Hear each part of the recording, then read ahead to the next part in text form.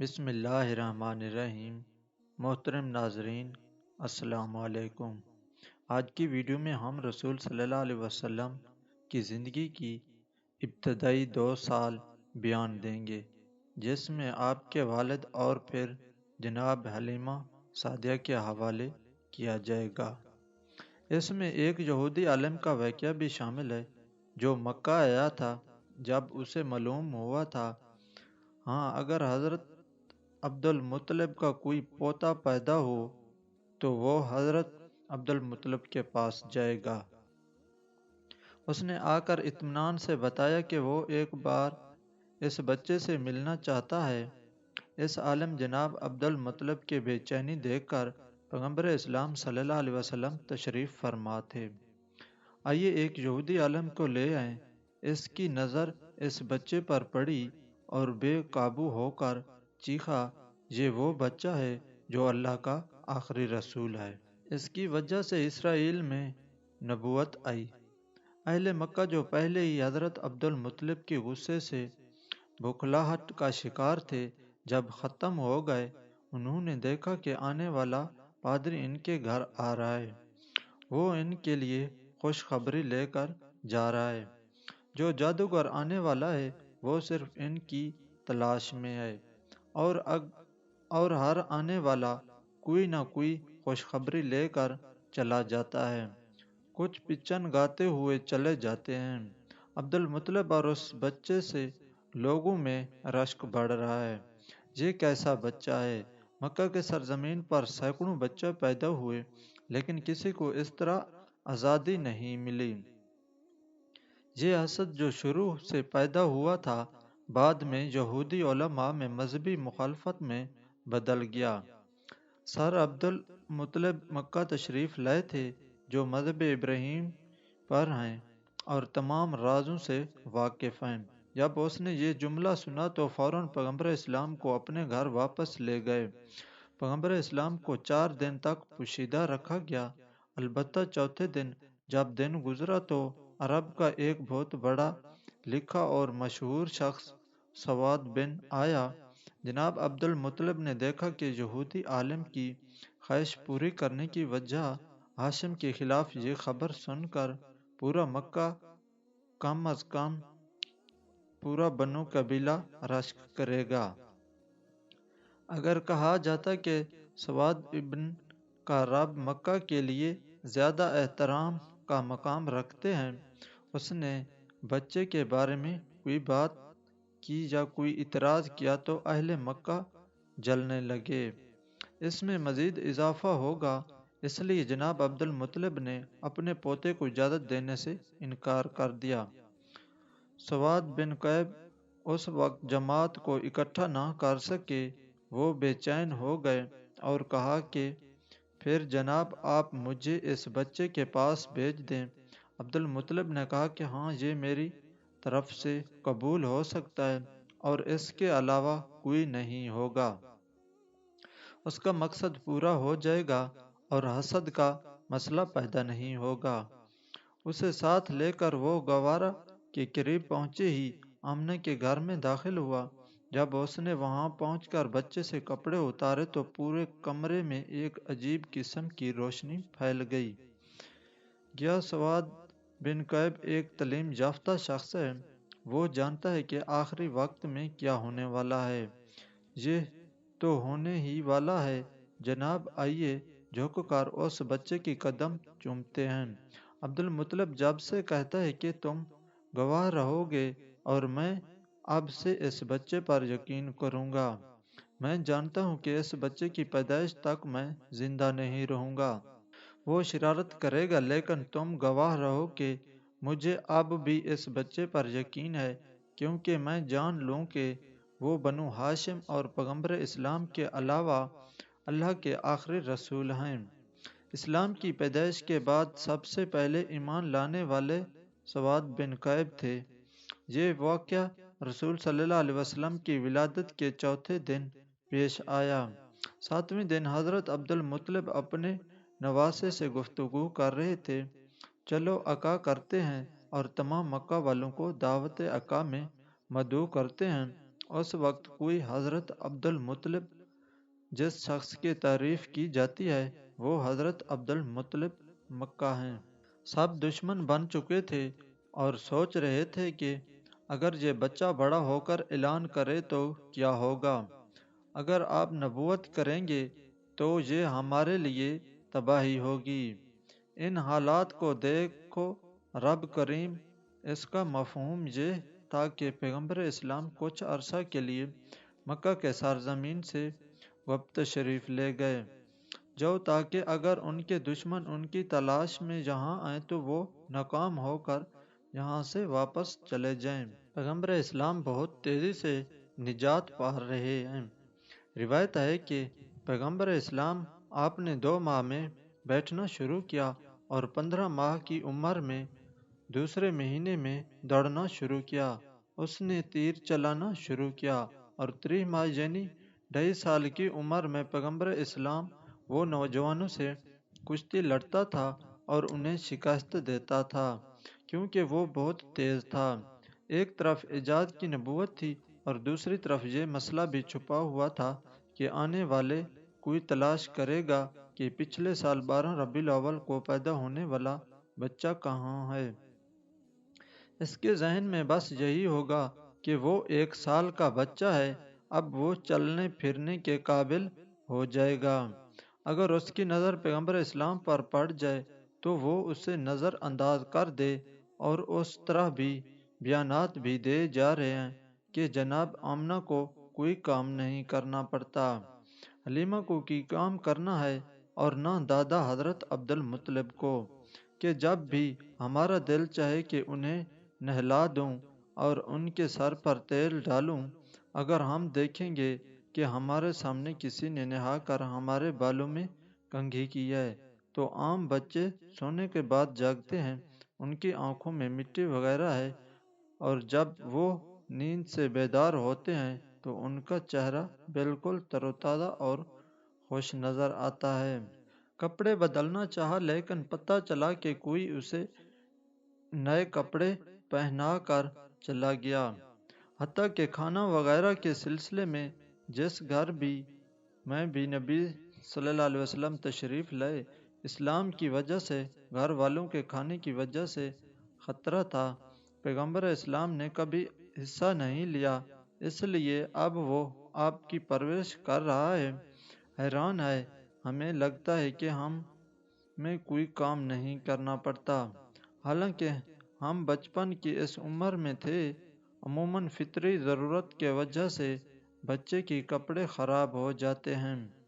پیاری آمنہ اور پیاری حلیمہ کہتی ہیں کہ ہم نے رسول صلی اللہ علیہ وسلم کی ضروریات کے آثار کبھی نہیں دیکھے۔ خدا کے لباس پر جو غرض نظر نہیں آتی وہ یہ ہے کہ خدا کے تمام کاموں کا فیصلہ دنیا کی بنیاد سے ہوتا ہے، لیکن دشمنوں کے لشکر مسلسل حضرت اکرام کی تلاش میں ہیں، جنہوں نے دین ابراہیم علیہ السلام کی پیروی کی اور اپنے والد جناب ہاشم سے کچھ خفیہ نبوت حاصل کی۔ ان میں یہ بھی پایا گیا کہ اس بچے کے بہت سے دشمن ہوں گے، اس بچے کو بچانے کے لیے کوششیں کرنا ہوں گی۔ اس مسئلے کی وجہ سے حضرت عبد المطلب کو مکہ سے نکال دیا گیا، کہیں اور قتل کرنا چاہتے تھے، خاص طور پر جب انہیں پتہ چلا کہ یہودی اکثر سیارے آتے ہیں اور یہودی مکہ کے حالات کا جائزہ لینے کے بعد بار بار چلے جاتے ہیں۔ میں آپ کو بتاتا ہوں کہ یہودی کیوں آ رہے تھے۔ در حقیقت یہودی ایک عرصے سے آ رہے تھے۔ حضرت عبد مناف کو اسلام کی پیدائش روکنے کی فکر تھی، ان پر حملہ کیا گیا، جناب ہاشم پر حملہ کیا گیا، جناب عبد المطلب پر، جناب عبداللہ پر حملہ ہوا۔ یہ حملہ مسلسل ہو رہا ہے۔ بتایا جا رہا ہے کہ یہ حملہ جناب عبداللہ کی نوجوانی کے دوران ہوا۔ جب وقت آیا تو یہودیوں کی تمام سازشوں کا مقصد کسی نہ کسی طرح ان کو ختم کرنا تھا۔ یہودیوں نے پہچان لیا تھا کہ حضرت عبداللہ وہ اسلام کے باپ ہیں، اور یہ پہچان حضرت یحییٰ علیہ السلام کے کتے کی وجہ سے تھی جو یہودیوں کے پاس تھا، اور جناب عبداللہ کی پیدائش کے وقت اس سے خون نکلنا شروع ہو گیا تھا۔ انہوں نے سوچا کہ اگر عبداللہ کو نکاح سے پہلے قتل کر دیا جائے تو رسول صلی اللہ علیہ وسلم کی زندگی تباہ ہو جائے گی۔ یہ ممکن نہیں تھا، اس لیے انہوں نے حملہ کیا، لیکن وہ حملہ بھی ناکام ہوا، اور اس کی وجہ سے نتیجے کے طور پر جناب عبداللہ نے جناب آمنہ سے شادی کر لی۔ اب جناب آمنہ کی شادی ہو گئی۔ اس کے بعد یہودی مزید پریشان ہو گئے کہ اب کسی نہ کسی صورت میں کیا کیا جائے، اس سلسلے کو روکنا ہوگا، اور اتفاق سے انہیں موقع ملا۔ عبداللہ کسی لوگ کام کے لیے مدینہ جاتے ہیں، اور روایت کے مطابق مدینہ یہودیوں کو گڑھ ہے۔ معلوم ہوا کہ جناب عبداللہ پر مدینہ میں حملہ ہوا، اور جناب عبداللہ کو زہر دے کر شہید کیا گیا۔ یہودیوں کو یقین ہے کہ پیغمبر اسلام کے والد کو شہید کر دیا گیا تھا۔ صرف ایک بات جاننا باقی ہے کہ اس کی اولاد ہو یا نہ ہو۔ اگر یہ معلوم ہو کہ وہ بے اولاد ہے تو وہ اپنے گھر جا کر سکون سے آرام کر سکتا ہے۔ اور اگر یہ معلوم ہوا جائے کہ ان کا کوئی بچہ ہے تو اس کے قتل کا انتظام کریں۔ ایسا ہوگا کہ یہودیوں کا ایک سیارہ بن جائے گا۔ یہ لوگ مدینہ سے مکہ خاص طور پر اس مقصد کے لیے وہاں آئیں گے۔ جب میں تشفیش کے لیے آیا تو میں نے سکون کا سانس لیا جب مجھے معلوم ہوا کہ وہ لاول ہیں اور اس کی کوئی اولاد نہیں ہے۔ کوئی موقع نہیں تھا، اس لیے ہم بہت آرام سے واپس مدینہ منورہ چلے گئے۔ مدینہ منورہ پہنچنے کے بعد شام کو مدینہ سے یہودی جہاں کہیں بھی پھیلے وہاں سب کو خوشخبری سنائی گئی کہ ہماری طرف سے مبارک ہو۔ جو خطرہ تھا وہ ٹل گیا۔ حضرت یحییٰ علیہ السلام کے کرتا سے خون نکل رہا ہے۔ اب وہ خون خشک ہو گیا ہے، جس سے یہ یقینی ہو گیا کہ نبی صلی اللہ علیہ وسلم کے والد کا انتقال ہو گیا ہے۔ اور اس کی کوئی اولاد نہیں ہے، یعنی اب آخری نبی پیدا نہیں ہوئے۔ یہ بشارت مدینہ سے شام تک پوری دنیا میں پھیل جائے گی۔ منایا گیا، اور یہودیوں کو بہت اعتماد تھا کہ لیکن انہوں نے ایک بنیادی غلطی کی کہ جب یہ معلوم ہوا کہ پیغمبر اسلام اس دنیا میں نہیں آئے تو ہمیں معلوم ہوا کہ عبداللہ کی کوئی اولاد نہیں تھی، لیکن یہ معلوم کرنا بھول گئے کہ کیا ایسا نہیں ہے حضرت آمنہ جو کہ جناب عبداللہ کی اہلیہ ہیں، انہیں نے چند ماہ بعد بچے کی پیدائش کے امکان کے بارے میں بھی نہیں سوچا تھا۔ یہ دیکھ کر وہ غمگین ہو کر گھر چلے گئے کہ عبداللہ کی کوئی اولاد نہیں ہے۔ جب 12 ربیع الاول کو عجیب و غریب واقعات پیش آئے تو لوگ اس کے بارے میں زیادہ نہیں جانتے، لیکن یہودی علماء پریشان ہیں کیونکہ انہوں نے اپنی کتاب میں پڑھا ہے کہ یہ تمام واقعات اسی دور کے ہیں۔ آخری رسول صلی اللہ علیہ وسلم کب پیدا ہوں گے، لیکن کیا ہوگا؟ آخری رسول صلی اللہ علیہ وسلم کیسا پیدا ہوں گے، کیونکہ آخری نبی پیدا ہوں گے۔ ہم نے پیغمبر کے والد کو پورے اعتماد کے ساتھ قتل کیا کہ وہ پیغمبر کے والد تھے، اور حضرت یحییٰ کے کرتے نے بھی گواہی دی کہ وہ باپ تھے۔ ہمیں بھی پتہ چلا اس کا کوئی اولاد نہیں، پھر یہ نبی کہاں سے آیا؟ اب وہ پریشان ہے کیونکہ اس کی کتاب میں لکھا ہے کہ عبداللہ کے گھر میں آخری نبی کی ولادت ہو گئی، اور یہ عجیب و غریب دور آئے گا۔ اب حیرت ہے کہ اگر عبداللہ ہاں کہے تو نبی کی ولادت نہیں ہوئی، اور اگر کسی کی ہے تو یہ ہماری کتاب فوراً سیارہ کے خلاف ہے۔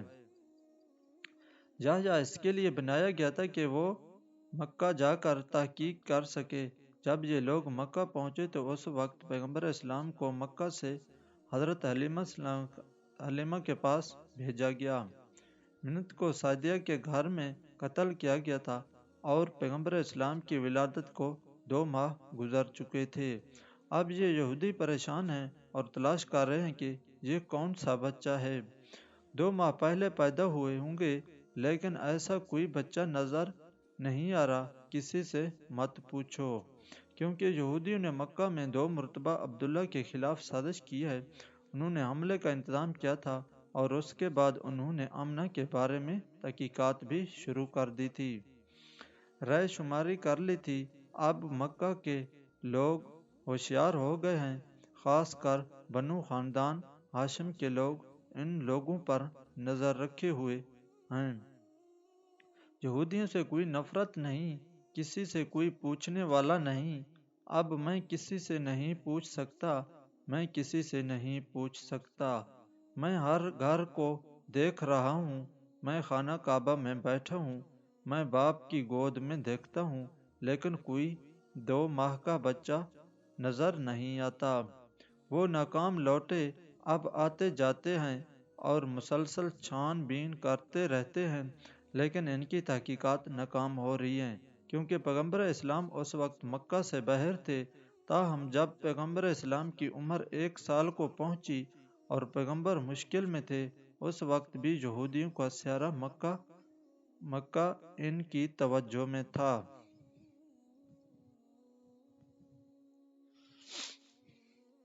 میں نے اس نوجوان کی طرف دیکھا تو یہ دیکھ کر چونک گیا کہ یہ نوجوان جو اپنے دادا اور چچا کے ساتھ چل رہا تھا، اس کے چلنے کا انداز بالکل ہماری کتابوں جیسا ہے۔ ان کے مطابق یہ آخری نبی کا طریقہ ہے۔ بادل بھی سر پر سایہ کر رہے ہیں۔ یہ وہ درخت ہے جس کا درخت کی شاخ قریب سے گزرتی ہے اور ایک بار اس پتھر کے سامنے جھک جاتی ہے جس کے پاس آتا ہے۔ پتھر جہاں جاتا ہے منتر شروع کر دیتا ہے۔ راستے میں کوئی رکاوٹ ہو تو خود ہی رکاوٹ اس کی بخود نظر آتا ہے، جبکہ ہمارا عالم اور ہماری کتابوں کے مطابق وہ یہودیوں کے اس سیارے سے 7 سال کا نوجوان ہونا چاہیے۔ اس نے اپنے علماء سے مشورہ کیا اور کہا کہ بہت غور سے دیکھو، اگر تم آخری ہو، اگر وہ رسول ہے تو اسے قتل کر دو۔ یہودیوں کو معلوم ہوا کہ یہ بچہ عبد ہے، ہمیں سمجھایا تھا، لیکن بعد میں پتہ چلا کہ ہم سے دھوکہ ہوا ہے۔ پھر بھی ایسا ہو سکتا ہے کہ ہم چلو اس نوجوان کو مار کر چلے جائیں، ہم مطمئن ہو جائیں گے اور 20 سال بعد پتہ چلے گا کہ نبی ابھی زندہ ہیں۔ اس لیے اس بار یہودی 100% یقین کرنا چاہتے تھے کہ یہ وہی ہے۔ یہودیوں نے اپنی کتاب میں پڑھا تھا کہ وہ نوجوان اللہ کا سچا نبی ہے، اور اس بات پر یقین رکھتے تھے کہ جو بھی اللہ کا رسول ہوگا، خواہ وہ پہلے ہو یا آخری، لقمہ حرام اس کے عضو تناسل سے نہیں اتر سکتا۔ اس کے عضو تناسل کو چھوڑ دو، یہاں تک کہ اس کی اونٹ بھی حرام کے علاوہ کسی چیز کو ہاتھ نہیں لگا سکتا۔ مستحقب رزق جس کا علم نہ ہو کہ حلال ہے یا نہیں، حرام ہو یا حرام، وہ نبی کی جھونپڑی کو بھی نہیں چھو سکتا۔ اس لیے اس نے بڑا عجیب کام کیا، ایک منصوبہ بنایا۔ مکہ میں ایک بیوہ عورت رہتی تھی جس کا نام زبیدہ تھا۔ اس کا ایک چھوٹا سا گھر تھا، وہاں مرغیوں کا فارم تھا اور وہ مرغیوں کے انڈے بیچ کر اپنا گزارا کرتی تھی۔ جب ایک مرغی انڈے دینے کے قابل نہ تھی تو اسے ذبح کرنے کے لیے یہودیوں کو فروخت کر دیا گیا۔ سوچا کہ یہ ایک ایسا امتحان ہے جو ہمیں رات کے وقت اس بات پر یقین کر سکتا ہے۔ کچھ مرغیاں چوری کر کے زبیدہ کے گھر ماسک لگا کر لائی گئی، اور وہ مرغیاں جو وہ چوری کے لائے تھے ان کے بارے میں کچھ مرغیاں 2 تینوں سے چوری کی نیت سے اور کچھ سوچا کہ ہم بعد میں زبیدہ کو قیمت ادا کریں گے۔ اب اس نے چوری کی نیت سے لے لی، پس رزق حرام ہو گیا جو لوگ اس کو بعد میں واپس کرنے کی نیت سے لیتے ہیں۔ ناظرین، یہ ہماری پارٹ 1 قصہ تھی۔ دوسری پارٹ ہم جلد آپ کو اسی چینل پر بھیج دیں گے۔ اگر آپ کو ہماری یہ ویڈیو اچھی لگی تو پلیز ہمارے چینل کو لائک، سبسکرائب ضرور کریں۔